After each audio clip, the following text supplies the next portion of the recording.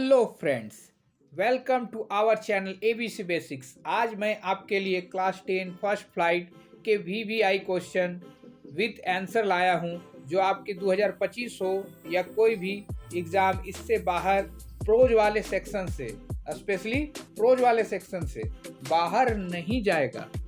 सबसे पहले आप अगर चैनल पे नए हैं तो चैनल को सब्सक्राइब करें और आने वाले दिनों में आपको पोएम और सप्लीमेंट्री रीडर के भी क्वेश्चन देखने को मिलेंगे। तो चलिए वीडियो को स्टार्ट करते हैं। पहला जो क्वेश्चन है, why does the postmaster send money to Lencho?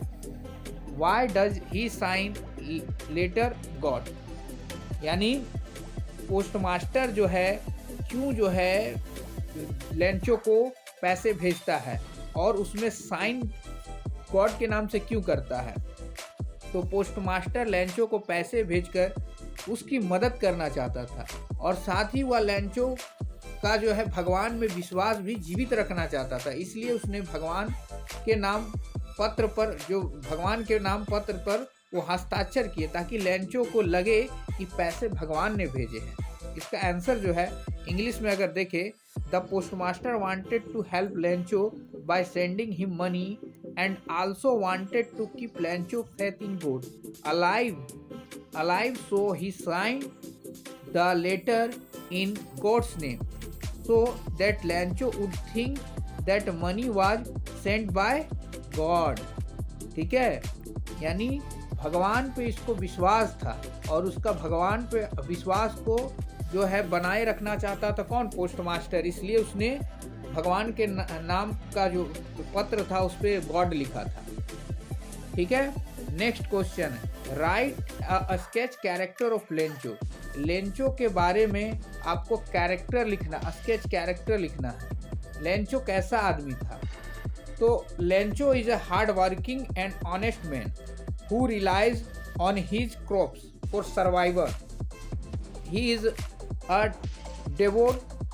devout Catholic who believes in the power of prayer. He is also very proud and refuses to accept charity from others. Lencho has a strong faith in God and believes that he will provide for himself and his family.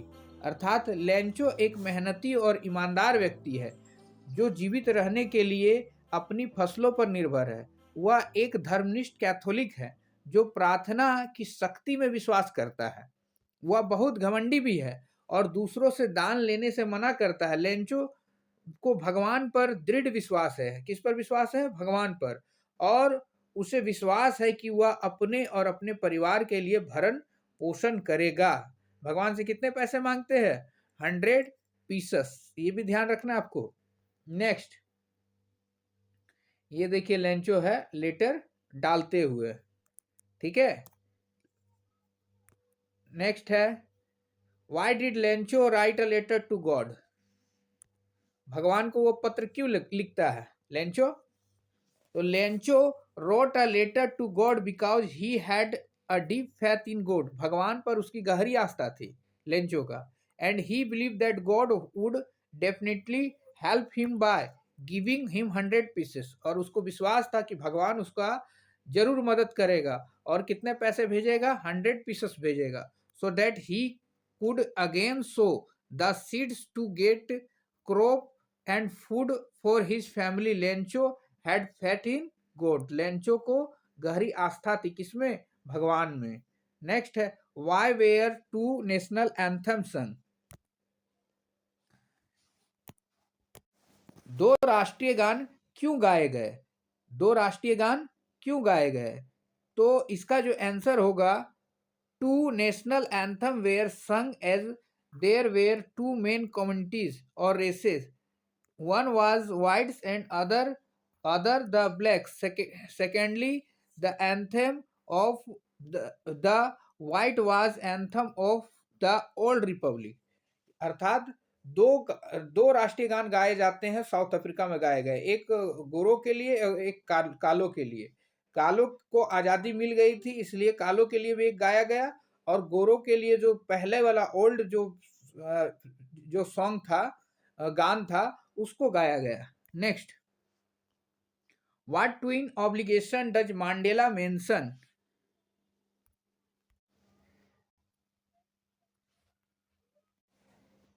यहाँ थोड़ा correction कर लीजिएगा, यहाँ लिखाएगा first जो है, first किसके लिए है?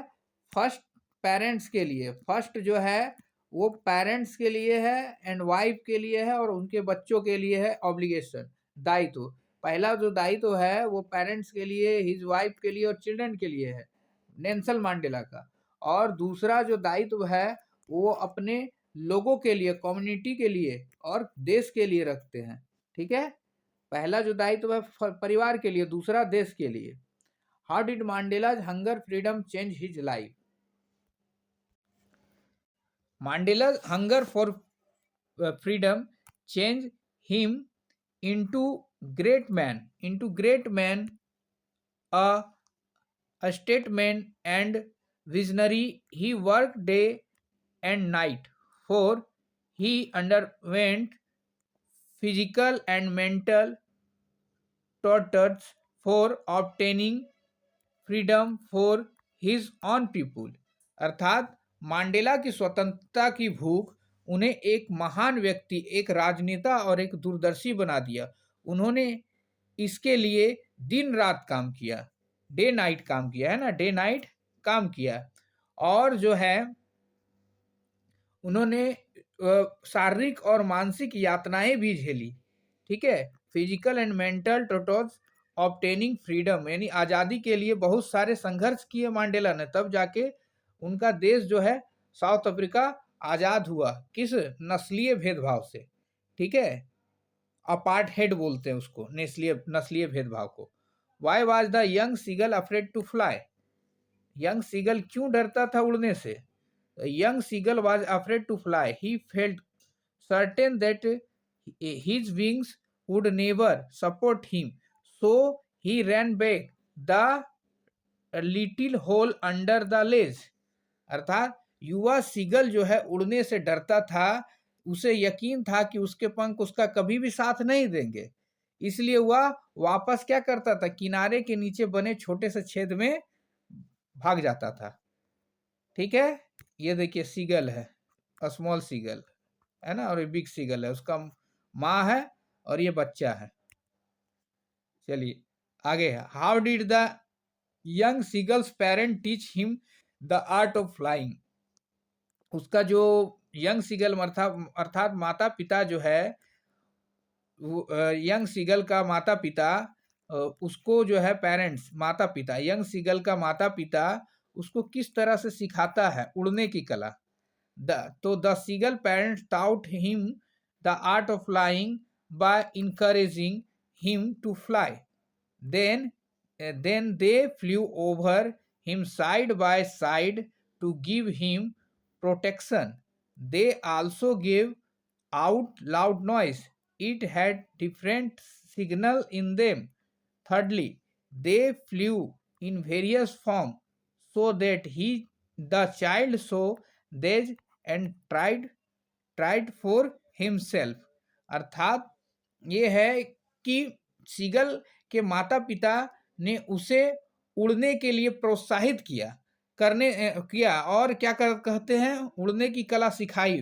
फिर वे उसे क्या कहते हैं, सुरक्षा देने के लिए उसे बगल में उड़ रहे थे, अगल बगल है, देखिए यहाँ पर है। Then he Phule him side by side, give him protection. और क्या है कि उन्होंने जोर से आवाज भी निकाली, उसमें अलग अलग संकेत थे। तीसरा कि वे विभिन्न रूपों में उड़े ताकि बच्चा उन्हें देख सके और खुद कोशिश करे। ठीक है, उड़ने की कला, एक यानी उड़ रहा है बच्चा, माने यंग सीगल उड़ रहा है और उसको देख के जो है, माता पिता उड़ रहे हैं और यंग सीगल उसको देख कर क्या करे, उड़े। ठीक है, नेक्स्ट, सारे इंपॉर्टेंट क्वेश्चन है। I will take the risk, what is the risk, why does the narrator takes risk? The pilot suddenly found there were huge, dark storm clouds in front of him. It was risky to fly without them. he did not have enough fuel to fly around them. He wanted to he wanted to reach home for breakfast. देखिए भूख का जल्दी है. So he took the risk of flying without him. Pilot को अचानक पता चला कि उसके सामने बहुत बड़ा काला तूफान बादल है. उनके बीच से उड़ना जोखिम भरा था. उसके पास उनके चारों ओर उड़ने के लिए पर्याप्त ईंधन नहीं था. ईंधन है ये नहीं है. वह नाश्ते के लिए घर पहुंचना चाहता था. बताइए, नाश्ता के लिए घर पहुंचना चाहता था और कुछ नहीं. तो इसलिए उसने उसके बीच से उड़ने का जोखिम उठाया ब्रेकफास्ट के लिए. बताइए, why was mister Keesing annoyed with Annie? What did he ask her to do? तो श्री किसिंग जो है, मिस्टर किसिंग, उसका मैथ का टीचर होते हैं. ठीक है, मिस्टर किसिंग और was her math teacher. By nature Annie was very talkative. Annie जो थी वो बातूनी थी. He did not like this, और उसको पसंद नहीं करते थे. कौन? मिस्टर किसिंग नहीं पसंद करते थे, मैथ के टीचर थे. एज पनिशमेंट एज गिव ऐसे, और पनिशमेंट के तौर पर उनको एक ऐसे देते हैं जिसका नाम रहता है चैटर बॉक्स टू एनी, यानी बातूनी. चैटर बॉक्स का मतलब होता है बातूनी. Next question, how did Annie justify her being a chatterbox in her essay? Annie was an intelligent girl.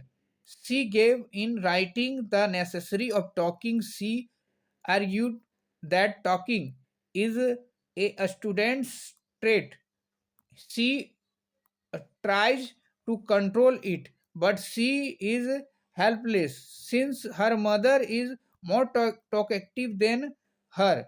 It is her inherited trait. Inherited मतलब होता है विरासत. चलिए इसका एक्सप्लेन करता हूँ. ठीक है, एनी एक बुद्धिमान लड़की थी. उसने लिखित रूप में बात करने की आवश्यकता बताई. बोली कि लिख के हम बात करेंगे. उसने तर्क दिया कि बात करना छात्रों का गुण है. क्या है? बात करना छात्रों का गुण है. वह इसे नियंत्रित करने की कोशिश करती है, लेकिन वह असहाय है क्योंकि उसकी माँ उससे ज़्यादा बातूनी है या उसकी विरासत में मिली. What does Annie write in first essay? Annie जो है फर्स्ट एसे में क्या लिखती है? She wrote that talking is a student trait and she would try to control her habit, but she had inherited this trait from her mother.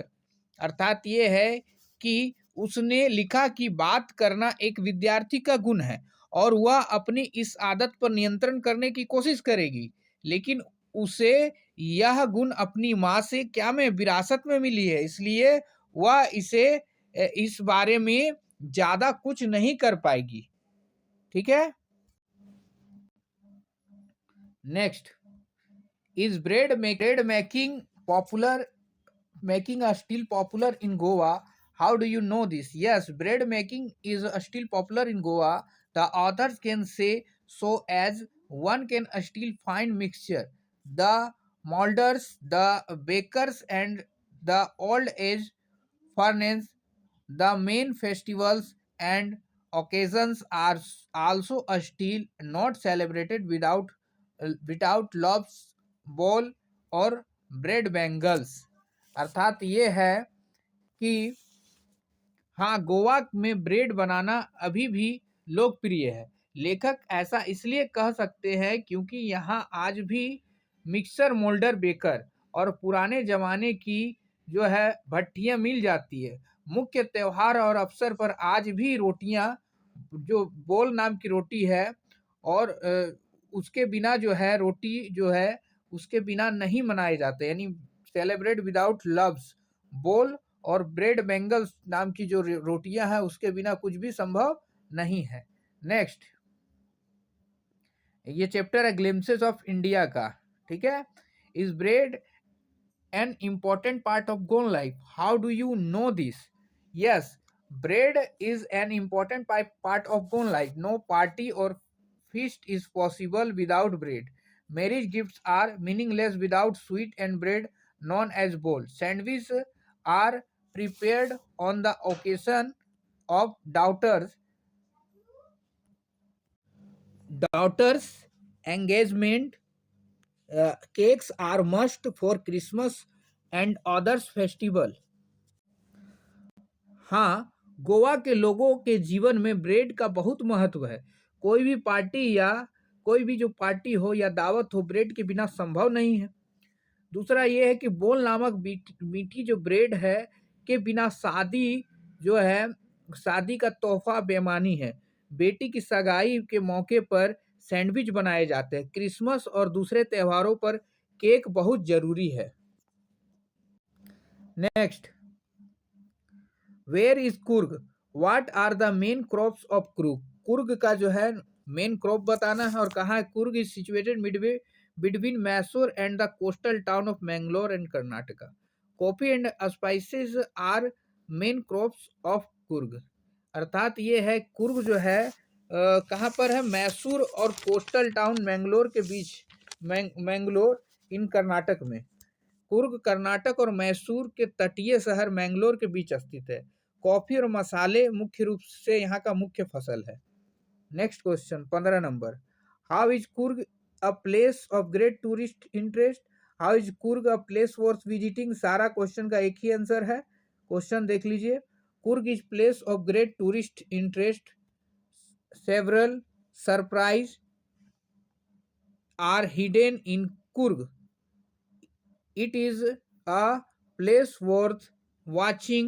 We can find fresh river water, Kaveri, where Mahishir fish found.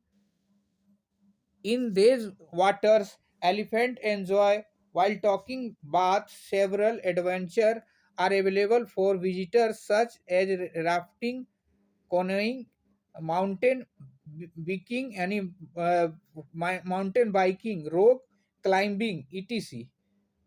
ठीक है। Macaques, langurs, squirrel, birds, bees, etc. are the part of Coorg nature. अर्थात ये है कि कुर्ग पर्यटकों के लिए बहुत ही आकर्षक जगह है। ठीक है, कुर्ग में कई आश्चर्य छिपे हुए हैं। यहाँ देखने का जगह बहुत सारा है। हम यहाँ कावेरी नदी का ताजा पानी पा सकते हैं, जहाँ महाशीर मछली पाई जाती है। ठीक है, कौन सी मछली पाई जाती है? महाशीर मछली पाई जाती है। उसके बाद जो है इस पानी में हाथी नहाते हुए आनंद लेते हैं। ठीक है, जो यहाँ पर आते हैं वो क्या करते हैं, राफ्टिंग करते हैं, कैनोइंग करते हैं, उसके बाद रॉक क्लाइंबिंग करते हैं, बहुत सारा रोमांच वगैरह जो है यहाँ पर आनंद उठाते हैं। मैकॉक, लंगूर, गिलहरी पक्षी, मधुमक्खियां आदि कुर्ग की प्रकृति का हिस्सा है। ठीक है, नेक्स्ट क्वेश्चन आइए देखते हैं। What legend did Rajvir tell about the discovery of tea? चाय के बारे में, चाय का उत्पत्ति किस तरह से हुआ, राजवीर ने क्या बताया है? तो Rajveer told two legend about discovery of tea. One was the Chinese legend and other the Indian legend. एक चाइनीज लेजेंड के बारे में है और एक इंडियन लेजेंड के बारे में है। चाइनीज लेजेंड वाला क्या है देखते हैं, आइए। Chinese legend says that there was a Chinese emperor, he always boiled water before drinking it. One day some twigs were burning under the pot. A few leaves from the twigs fell into the pot. They gave the water a delicious flavor. It is said those were tea leaves. Rajveer ने बताया कि चाय की खोज के बारे में जो है दो कहानी बताए, एक इंडियन लेजेंड और एक चीनी कहानी। तो चीनी कहानी के अनुसार एक चीनी सम्राट था, वह हमेशा पानी उबालकर पीता था। एक दिन बर्तन के नीचे कुछ पत्तियां जो है जल रही थी। उन उन टहनियों से कुछ पत्तियां बर्तन में गिर गई और जो है पानी का स्वाद बदल गया। वही चाय की पत्तियां थी। ये तो था चाइनीज लेजेंड के बारे में। और इंडियन लेजेंड के बारे में देखिए क्या कहता है answer. According to the Indian legend, there was a Buddhist ascetic named Bodhi Dharma. Bodhi Dharma नाम का बिच्छू था। He often felt sleeping during the meditation. जब मेडिटेशन करता था वो सो जाता था। To stop this he cut off his eyelids, अपना आई लीड्स को काट देता है और वो फेंक देता है। It is said that 10 plants grew out the eyelids, और जहाँ पर वो गिरता है उसका आईलिड वहां पर 10 ठो चाय का पत्ती का जो है प्लांट उग जाता है। The leaves these plant when put in hot water and drunk banished sleep. Next आइए देखते हैं, ये रहा बौद्धि धर्म मेडिटेशन करते हुए। ठीक है, next, what was Valli favourite pastime, Valli का फेवरेट पास टाइम क्या था? तो Valli all favourite pastime standing in the front doorway of her house and watching what was happening in the street outside. Valli का जो फेवरेट पास टाइम था, घर के सामने वाले दरवाजे पर खड़े होकर बाहर सड़क पर क्या हो रहा है यह देखना था। ठीक है, यानी देखते रहती थी बाहर क्या हो रहा है, सब लोग चुगली उगली करता है का ऐसा कुछ नहीं है। ये देखती थी बच्ची कि बस आ जा रहा है तो उसमें कैसे कैसे लोग बैठे हुए हैं। Why does the conductor call Valli madam, conductor ने क्यों जो है वली को वली मैडम कहा? The conductor was a jolly short fellow, he was much fond of joking. He had judged the temperament of this small child. It was only please her. He called यहाँ H ही हो जाएगा, he called Wali madam. ठीक है, ध्यान देना है, conductor एक खुशमिजाज किस्म का आदमी था, उसे मजाक करने का बहुत शौक था।